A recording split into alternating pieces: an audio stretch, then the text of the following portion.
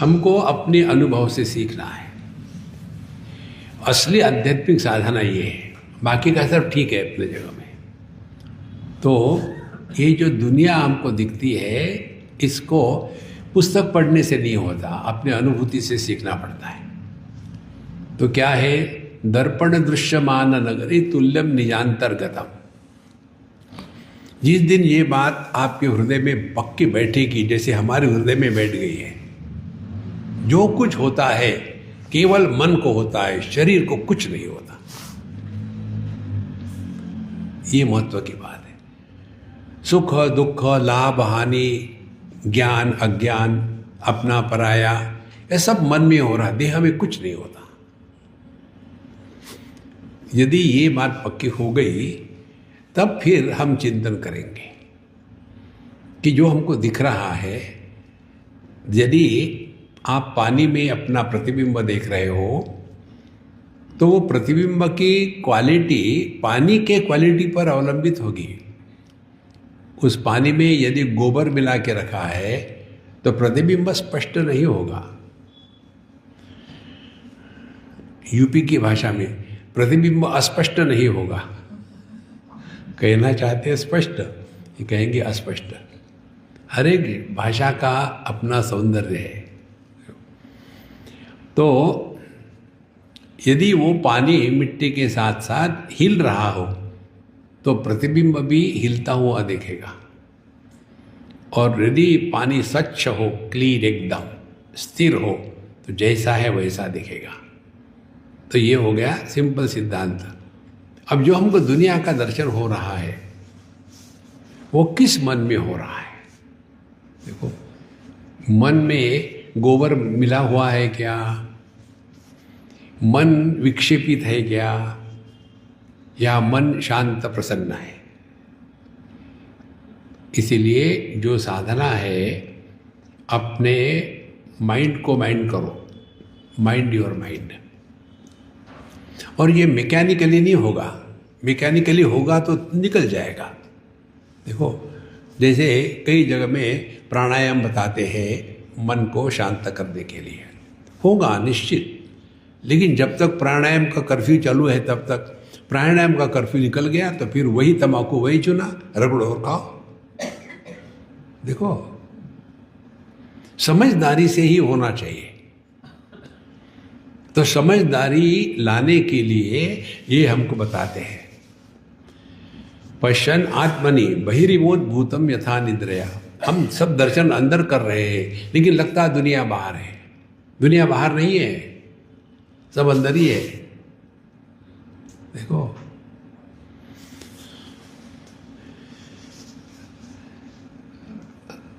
यह साक्षात कुरुते प्रबोध समय स्वात्मा नमेवाद्वयम्। और जब ये बात समझ में आती है कि जो कुछ हो रहा है केवल अपने मन में हो रहा है। जब मन सो जाता है तब क्या हो गया? मन चेतना में प्रवेश करता है। देखो, यही तक हमारी साधना और प्रयत्न है। इसके पश्चात प्रभु टेक्स ओवर। तो ये पहला सिद्धांत बताया, अपने अनुभूति से सीखो। फिर दूसरी बात बताई कि ये दुनिया कहाँ से आती है।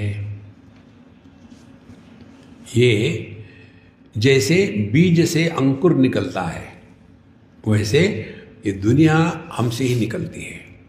मयि एव सकलम जातम मयि सर्वम प्रतिष्ठितम मयि सर्वम लयम याति तद ब्रह्माद्वयम अस्म्यहम्। इसीलिए दुनिया को कोसने के स्थान पर ध्यान अपनी तरफ रहे।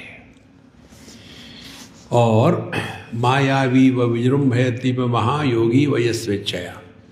तो फिर कैसे दुनिया निर्माण होती है? देश काल वस्तु, तीनों को लेकर के दुनिया कहते हैं। उसके पश्चात फिर आगे बताया था तीसरे श्लोक में, यही तो पहले इसमें क्या बताया? सत्ता, अस्तित्व। अब स्फुरण बताते हैं, यस्यैव स्फुरणम सदात्मकतमद् कल्पार्थकम भासते। यही जो चेतना, चैतन्य की अभिव्यक्ति है, यही स्फुरण है।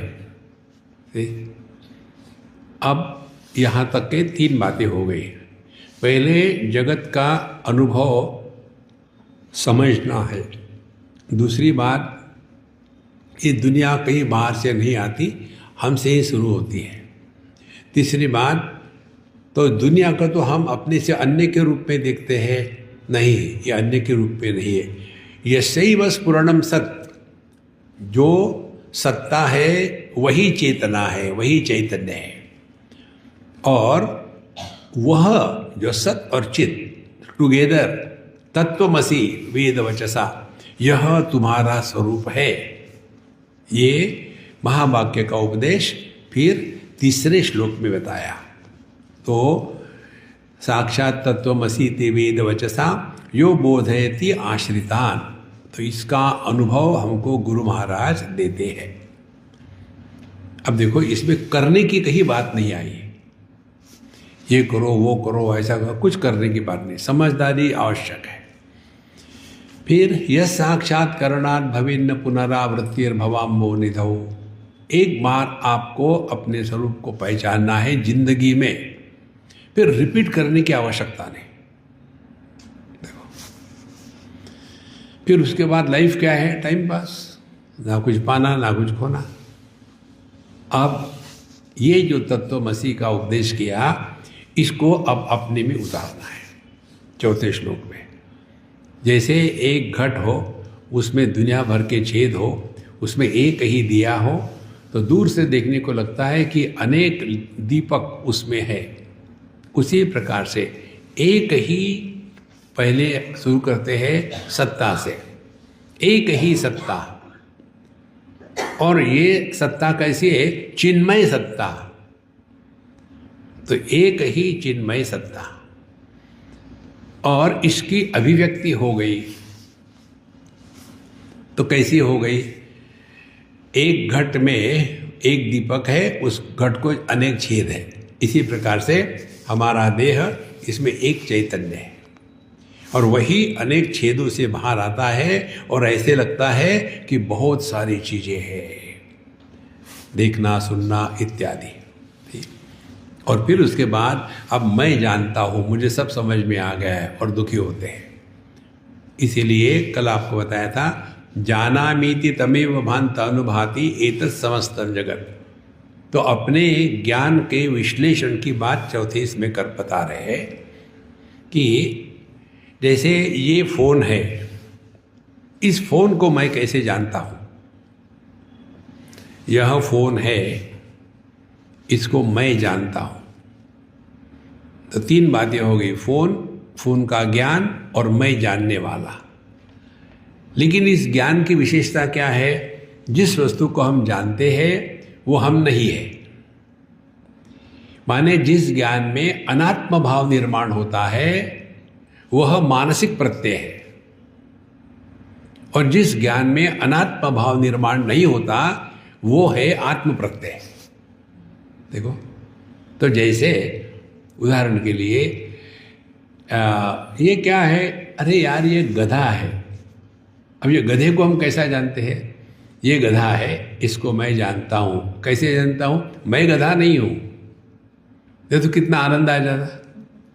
देखो, इसीलिए इसको स्पष्ट समझ लेना, जिस ज्ञान में अनात्म भाव का प्राधान्य है वो मन है, और जिस ज्ञान में अनात्म भाव का प्रभाव नहीं है क्योंकि प्राधान्य नहीं है, वह शुद्ध मन है। और फिर अगली स्टेज क्या है? यह वस्तु है लेकिन इसको जानने वाला पैदा नहीं हुआ, तो वह ज्ञान जिसमें ज्ञाता और ज्ञेय यह भेद निर्माण नहीं होता, वो है हमारा असली स्वरूप। और इसीलिए संत लोगों को, महात्माओं को अभिमान नहीं हो सकता, क्योंकि हम कैसे कह सकते हैं? वस्तु के बारे में तो कह सकते हैं मैं जानता हूँ, लेकिन क्या मैं अपने बारे में कह सकता हूँ मैं जानता हूँ? क्या कभी आपने अपने आप को नहीं जाना क्या? हम अपने अभाव का अनुभव नहीं कर सकते। तो यह जो ज्ञाता ज्ञान ज्ञेय, इस भेद से रहित जो ज्ञान है वह हमको बताते हैं, ये हमको पकड़ना है। तो इसके लिए करना क्या है? जानामीति तमेव भान्तम अनुभाति एतत् समस्तम जगत। तो जिस ज्ञान में ज्ञाता पैदा नहीं होता, जिस अनुभव में अनुभव कर्ता पैदा नहीं होता, जिस कर्म में कर्ता नहीं होता और जिस भोग में भोक्ता नहीं होता, वह अपना स्वरूप है।